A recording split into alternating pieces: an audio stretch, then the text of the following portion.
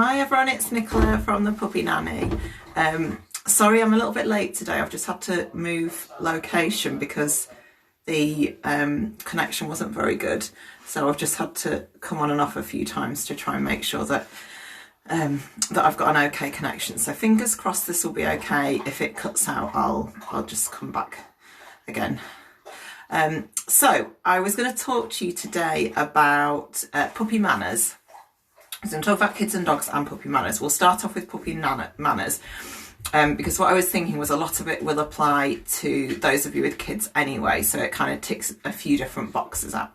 So puppy manners, what we're going to be talking about is trying to get them responding a little bit to us and listening to what we're saying, just kind of on a daily basis. So it's quite hard to say, right, I'm going to put aside sort of 15-20 minutes a day to do a little training session with them. And obviously if you can do that, that's brilliant, but I appreciate that it's not always possible.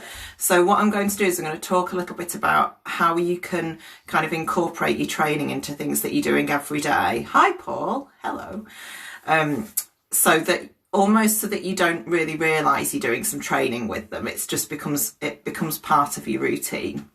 So a good way of doing this is to get them to do exercises in order to gain things that they want. So we're going to go through a few ideas for that. So we'll go through kind of a typical day with a puppy. So obviously you're going to get them up. First thing you're going to want to do is let them out to the toilet. I wouldn't necessarily do any training for that because especially if they've gone all night, they're going to have a full bladder. You just want to get them out to the toilet straight away. And then your next thing that's probably going to happen is you're going to have give them some breakfast. So that's your sort of your next step.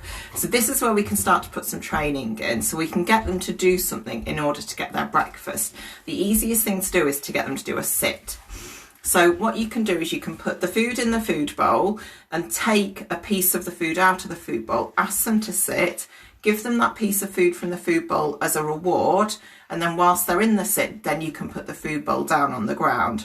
So we're doing a couple of things here. What we're doing is we're teaching them a little bit of self-control around the food bowl, that they've got to sit instead of kind of bouncing all over the place to get their food. And also you're practicing that sit as well, so you're going to carry on getting better at that sit if we keep working on that. So you're going to do that first of all, and then next after that it might be that you do a little bit of play with them or something like that. So I'm going to get you to ask them to do a sit for things like throwing a ball or having a game of tuggy with them, or anything that any kind of toys or chews that you're giving them, the same thing. So if you're going to give them like a chew toy, ask them to sit first of all before they get that chew. So again, we're practicing that sit, we're incorporating the training into part of their daily routine without having to do a specific session. But again, it's that self-control. It's if I want something, I've got to do something first of all. So if I want that ball, I've got to sit first of all. Or if I want that tuggy toy, I've got to lie down first of all. But it doesn't really matter what they do, so long as they're doing something. So it can be sit or lie down. It could just be a paw. If you've taught them a paw, it could just be something really simple like a watch exercise. So they're just doing something in order to earn that toy. So I'd start off doing that with them. And then any time during the day where they're going to be getting any food or any toys or treats, I want you to get them to do something first in order to earn that. So get them to do that sit or paw or lie down. So you've got your meal times when they're going to do that. So as well as your breakfast, you've got your lunch and your tea. And then anytime you're getting toys out, I would do the same thing. What I like to do with puppies with toys is have some toys that they've got access to sort of all the time, and some toys which are more for playtime sessions. So you could have hard chew toys and things like that that they can get whenever they want to. So things like your antler chews and your yak chews. And we talked about that when we did the episode on when we talked about teething and chewing and mouthing the other day. So those sort of hard chews are going to come in then. But other toys like balls and tuggy toys, you might want to keep some of them away, or even all of them, but some of them away in a cardboard box somewhere, and then you can get that out specifically for playtime. And then what that does is it keeps the toys interesting because they're not there all the time, so they're a little bit of a novelty when they come out. But the other thing that it also does is it stops them from sort of, if you're sitting there watching TV or trying to do some work, it stops them from picking up a ball or a tuggy and throwing it at you to try and get you to start a game with them. So they can't like demand a game from you, which, you know, we don't want them doing that. We don't want them kind of jumping up at us to demand a game, or barking at us or pawing at us to demand a game. We want them asking for things by doing a sit. So asking for you to throw a ball by doing a sit, asking for their food bowl by doing a sit first of all. So anything like that with your toys and your food is a good one to practice your just a sit or a paw or a lie down. And you could just pick one exercise and just do one exercise consistently, or you could mix it up a bit and do a few different exercises depending on the age of your puppy and their ability and kind of how good they are at doing things. So you've got, so we've done breakfast, we've done kind of a morning play, you've got lunch, you probably have an afternoon play or something like that, and then you've got your tea and probably an evening play as well. Other things that we can practice our puppy manners with are getting ready for a walk. So hopefully we're still able to do our one walk a day. So even from the start of getting ready for a walk, we can do the same thing. So I would be, when you're putting on the collar and the harness, or the clipping the lead onto the collar, get them to do a sit at that point as well. So ask them to sit, put the harness on, treat them for that, ask them to sit, put the collar on, treat them for that, ask them to sit, clip the lead on the harness and treat them for that. So again, it's another chance to practice that self-control, and it just makes life so much easier as well when you're putting the collars and the harnesses on. It's quite common actually, and I've seen it more and more. I think more people are using harnesses, which is brilliant. I always recommend using a harness if you've got a dog that's quite strong. But a lot of dogs really don't like having harnesses put on. Sometimes it's because it goes over their head and they don't like that. Sometimes it's because we're having to lift up their paws and kind of slot them into the harness and they don't like that. Whereas if we're asking them to sit and then giving them a treat, they're developing a nice positive association with having that harness put on. So it kind of ticks a couple of different boxes there. So when you're getting them ready for the walk, get them to sit before you do all of those things first of all. And then the other thing that you can do as well is, as you're leaving the house, you can get them to sit while you open the door. And that's just a really nice manners exercise to practice anyway, because it just controls things a little bit around the doorway. A lot of dogs get very overexcited obviously when they're getting ready for walks. So say if you're getting the harness and the lead out, they'll be kind of bouncing all over the place and barking. And then the same when you go to the door, when you're going to the door ready to take them out for a walk, they're getting all excited there around the door as well and getting giddy. So it's fine for them to get giddy, but we don't want them barking at us or jumping up at us as part of the going for a walk routine. So as well as getting them to sit, having their equipment put on, we can get them to sit before we open the door.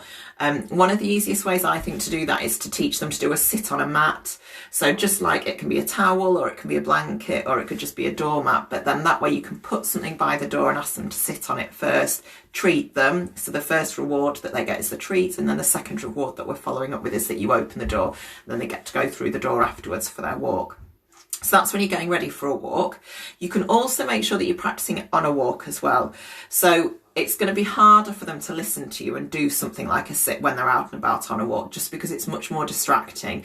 There's so many other things going on compared to when you're inside, where it's a familiar territory. They know where everything is. They know what's there. They know all the smells and things. Once they're outside, there's going to be so many different smells. There's going to be birds flying past. There's going to be lots of different things competing for their attention. So it is going to be that bit harder to get their attention when they're outside on a walk. I normally recommend using different treats inside to outside. So inside you can probably just get away with like your little bits of kibble, but outside you'll probably need something higher value. So things that work well are like little bits of cheese, bits of sausage, or bits of chicken, and just cut up into really small pieces. So you need them about the size of your little fingernail. You don't need really big chunks, tiny little chunks. And if you've got a small puppy, you can even use grated cheese and use the little bits of the cheese that's grated and use that as your reward, because you don't want them to be getting full up with them, but they're going to be something extra exciting that's going to help keep their focus on you when you're on a walk, rather than looking around for everything else that's going on and all the different people and all the different dogs and birds and cars and smells and things that are going on. So even though, again, we're only working on like we've used sit as an example here. I wouldn't necessarily ask them to do a lie down when they're on a walk, but a sit is a good one to do. You can do that, say, before you cross the road. You could do it if a car goes past. You could do it if a person or a dog goes past. And what you're doing is you're just sort of setting the tone for the walk. And what I mean by that is, a lot of the time when people go for walks, there's the dog going for a walk, and then there's the owner on the other end of the lead, and they're doing entirely different things. The dog's off on its own, doing its sniffing, doing its exploring, its investigating, and the owner's there on the other end of the lead, but they're not necessarily part of the walk. They're just there holding the lead. You want to be on a walk with your dog together, the two of you on a walk together. So you want your dog checking back with you. You want your dog to notice if you say their name or if you call them or ask them to do something, rather than them being sort of fixated on just pulling forward and following scents and things. So by every now and then stopping them, asking them to sit, or calling them and rewarding them for looking at you, we're keeping them checking in, we're keeping them listening to us and responding to us and focusing on us. And what you can also do on a walk as well is do something called rewarding check-ins, where if they do stop and sniff and then they look back at you, you can just treat them then. So you can treat them and say, yes, thank you for checking in with me. Thank you for looking back. And this is also a really good foundation for things like your lead work, because if they're checking back with you, they're not going to be pulling forward all the time. And for your recall, because if they're checking back with you and listening to you, they're not going to be running off. So even though it's really simple, just rewarding that sit and asking them to do a sit every now and then when you're out and about on a walk, it lays a brilliant foundation for all the other training that you're going to want to do with them eventually. And then this doesn't really apply at the moment, but if they are saying hello to people out and about on a walk, I would always get them to do a sit for that. So it's sitting, they get the treat as a reward, but then they get greeted by someone, they get maybe a bit of a fuss or a cuddle by somebody as a secondary reward as well. So when you get back from a walk, you could do sitting for the door again. So sitting to open the door to let them back into the house, and then sitting for taking off the harness and the collar and the lead as well. So we're still practicing those manners and that self-control. And we're always rewarding these sits. So it's never just ask for a sit and they don't get anything in return. We've always got a few treats to hand, so that when they do a sit, we can ask them to sit, then we can give them a treat as a reward. And then when you get back into the house, kind of carry on like what you were doing. It might be a meal time, it might be a play time or something like that. The other good time to practice your puppy manners, excuse me, is if you've been out and you come back. So at the moment, obviously one of the kind of the main reasons we're going out is because we're going out to get food and supplies and things like that. But when we go out and when we come back in again, they're going to be excited to see us. And even in the mornings as well, if you've been to bed and then you come down in the morning, often they're quite excited to see you then as well. So that's a really key time for them to be getting giddy and jumping up and being mouthy as well. So what we can do there is, if you've been out and you come back in again and they're excited to see you, I would be asking them to do a sit first of all before you greet them, before you say hello to them. So maybe not so much first thing in the morning, because they're going to need the toilet and you don't want to spend time asking them to sit and they're bursting for a wee and then they end up having an accident in the house. So first thing in the morning, I would just get them straight out. But if you've been out doing a bit of shopping and you've come back in, or you've been out to work and you've come back in, when you see them, rather than kind of getting them all riled up and giddy, ask them to do a sit first of all, treat that, and then say hello to them and do your greeting with them then. So it's just, again, it's practicing that self-control. And then the other thing that's good about that one is it's also stopping them from practicing jumping up, because especially with young puppies, what they'll instinctively want to do if they've not seen you for a while, what they'll want to do is kind of jump up. They'll be pleased to see you and they'll be jumping up all over you. And if they jump up and then we say hello and give them a big fuss afterwards, we're actually rewarding that jumping up behaviour, which we don't want to do. Whereas if we're asking them to sit and then treating them and then saying hello, we're rewarding the sit by saying hello instead of rewarding the jumping up behaviour. So that's another opportunity to carry on practising our training. So what I want you to do is just have a little bit of a think about if there are any other times during the day when... I'm back again. Any other times of the day where you could use a sit or a paw or a lie down, just just rather than to kind of do it for training, but to get something, to get like a life reward, you could call it, couldn't you? To get their meal, to get a toy thrown, to get you to say hello to them. If you've been out, to get the door open so they can go out for a walk or go and have a play in the garden. Another one you could even do is if of an evening they come up and have a cuddle with you on the sofa, you could do it then. So rather than them just jumping up onto the sofa whenever they want to, you could ask them to sit first and then ask them to come up onto the sofa. So they do the sit, they get a treat as a reward, and then you can ask them to come up on the sofa as well as almost like a secondary reward. So they learn the way to earn getting to have a cuddle on the sofa is by getting them to sit first of all. So it's just ways to sort of incorporate it into your day. So we've done, when Joey was a puppy, we always did sit for meal times. So he still does that now. And because we've just done it forever, he does it automatically. When you get his food bowl out, he just automatically sits and waits for his food bowl. So with a lot of these exercises, if you practice them consistently, and if everyone's doing the same thing, you'll find that you won't actually have to ask them anymore because they'll just do it automatically. Same with roads. If you keep doing it consistently, as you slow down to cross the road, they'll just automatically sit without you having to ask them to do it. So that's our kind of our puppy manners. That's how we're going to teach our puppies self-control. That a really good way to get nice things is to sit, rather than jumping up or mouthing or biting. They don't get them nice things, but sitting gets them nice things. And it's a good one to do with the kids as well. So if you've got kids at home, if you've got small children, well, children of any age really, I would say the youngest children that I've worked with doing this kind of thing, probably 2 or 3. Some of them at 2 or 3 can get it. Some of them aren't quite ready for it just yet. But the easiest thing that you can teach, get your children to teach your puppy to do is a sit. So the way I would do it is you would teach the sit first of all, so the puppy knows what the sit is, and then you'd explain it to the kids and ask them to do it as well. Because the bonus with that is it's giving the children a little bit of control, so they feel like they're a bit more in charge of the situation, which can be helpful if they're getting jumped up at and nibbled and things like that. Because often when you get a new puppy and you've got small children, the idea of the puppy, this kind of fluffy cuddly bundle, and then the reality of the puppy with its claws and its sharp teeth are quite different. And for some children that can be quite a shock, or it can be quite upsetting, and that kind of initial excitement wears off quite quickly. The sort of the novelty of having the puppy wears off a little bit. So if they know that they can ask the puppy to do a sit and it'll do a sit, that gives them a boost. It gives them a little bit of confidence.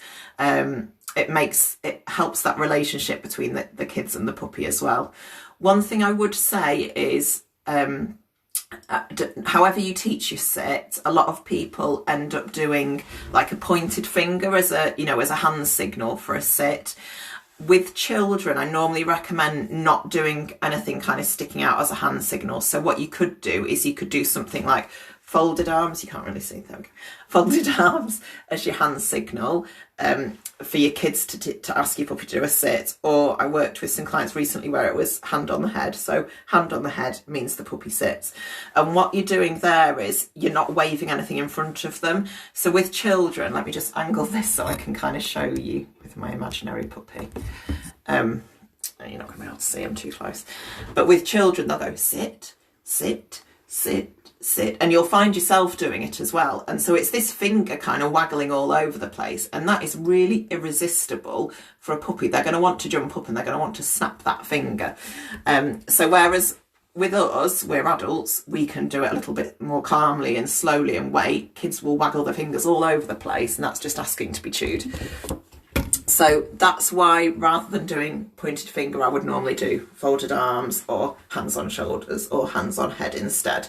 And if you teach your children to do this and your puppy to listen to your children to do this as well, so they'll need treats. So they could have a treat in the hand while their arms are folded, ask them to sit and then give them a treat, or they could have hands on the head treat. And then if they're not happy about feeding the puppy treats, what they can do is they can drop the treats on the floor. So they can do that with the folded arms, and then when the puppy does a sit, they can drop the treat on the floor in front of them. And it just reduces the chance that they're going to get their hands nibbled or their fingers nibbled when they're giving the puppy a treat, which I know a lot of kids can be wary of. And obviously their skin's kind of thinner than ours, so we don't want them getting scratched about as well. But the other benefit to that is if they know it really well, our children can use a sit as a way of stopping the puppy from doing things that they don't want them to. So I think sometimes there's a bit of helplessness with the puppy. If the puppy's really boisterous, I've known children that will hide in their rooms, not all the time because they're scared of the puppy, but just because they want to be out of the way of the giddy behaviour when they get silly and they're running around and jumping up and biting, or they'll climb onto like the back of a sofa because then they know the puppy can't reach them. So they're kind of having to escape from the puppy, which obviously isn't ideal. Whereas if they ask them to do a sit, that's going to stop them doing any of the things that we don't want them to do. So if they're jumping up and we ask them to do a sit, they're going to stop jumping up. If they're biting and we ask them to do a sit, they're going to stop biting. If they're stealing toys and we ask them to do a sit, they're going to stop doing that. So it just means that rather than us saying, no, stop doing that, we're just asking them to do something else instead. And it reinforces the fact that kids are worth listening to as well as adults, because they've also got these treats and are also going to reward us with treats for doing good things like doing a sit. So that the puppy manners kind of helps the whole family, really.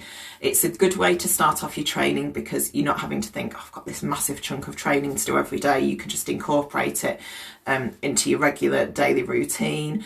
And as I say, your dog will pretty much start doing it automatically after a while. So once you've practiced it, it will get to the point where when you go to get the lead in the harness, they sit because they know that's what they've got to do. Or when you go to get the food bowl, they sit because they're expecting to sit in order to get their food. Or when you get to the front door, they sit and wait for you to open the door. So if you start off nice and early with them while they're tiny, this will kind of become a bit of an automatic behaviour for them. Okay, how are we doing? How are we doing for time? Right. So that was the puppy manners. It doesn't have to be sit, it can be paw, it can be lie down.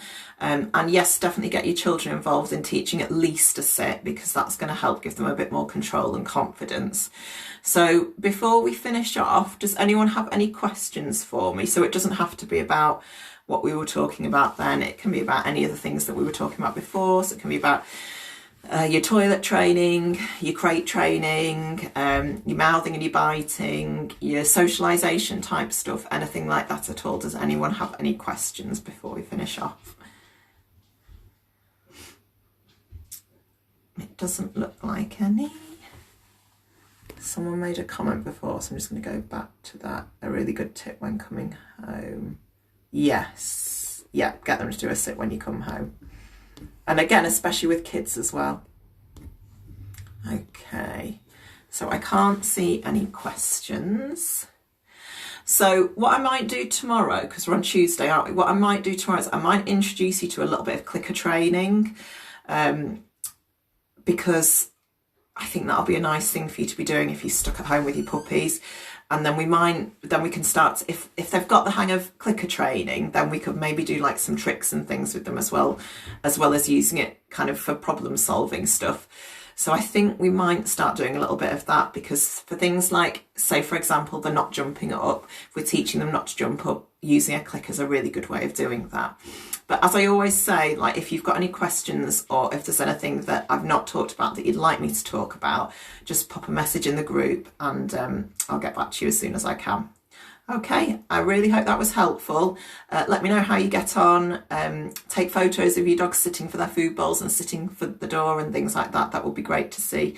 It gives me a bit of a puppy fix as well, doesn't it? All right, I hope that was helpful, everyone. All right, I'll speak to you tomorrow. Bye.